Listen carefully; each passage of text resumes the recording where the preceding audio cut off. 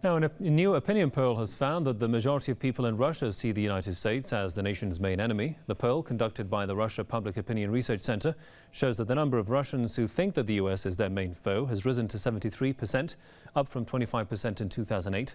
Ukraine was in second at 32%. The survey also saw a sharp change in Russia's attitude to Germany, with only 1% seeing it as Russia's ally. Russians' opinion on the subject appears firmer than the past, as only 15% are undecided, down from 44% in 2008. The crisis in Ukraine has caused serious strains in ties between Russia and the West. The US and its European allies accuse Russia of military intervention in Ukraine and say it's supporting the pro-Russian forces in the neighboring country. But Russia has strongly denied the allegations. From Washington, I'm joined by James Jatras, former US Senate foreign policy analyst. Welcome to the program, sir. Mr. Jatras, first question is, should anyone be surprised by this latest opinion poll results?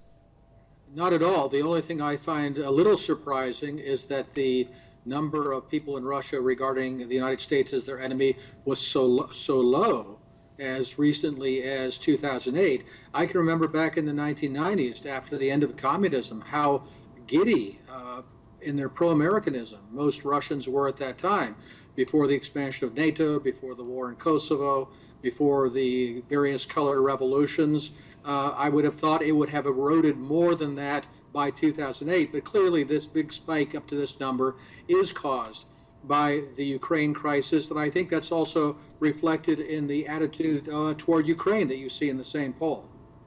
And what kind of setback would this set for West, especially the US?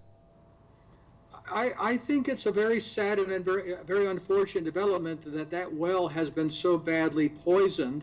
I think if we were to start today to try to repair that damage and to come up with a more well-structured policy toward not only Ukraine, obviously, but toward Russia, it would take a long time to undo that damage. And obviously, at this point, we're still digging ourselves in deeper. We're not repairing that damage.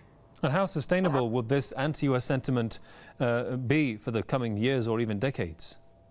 I think, unfortunately, it could be quite sustainable unless we find some way to restructure our policy. In a way, unfortunately, this is not just limited to Russia. That since the end of the Cold War, there have been people in both parties in the United States, the liberal interventionists on the Democratic side and the so-called neoconservatives on the Republican side, who believe that the United States must be a globally dominant hegemonic power, which brings us no benefit as a country, which I think is contrary to our national security and our national interest, and is something that we simply cannot afford in any number of ways. And I think this is one evidence of it. All right, James Jatras, former US Senate foreign policy analyst from Washington. As always, thanks for your time there, sir.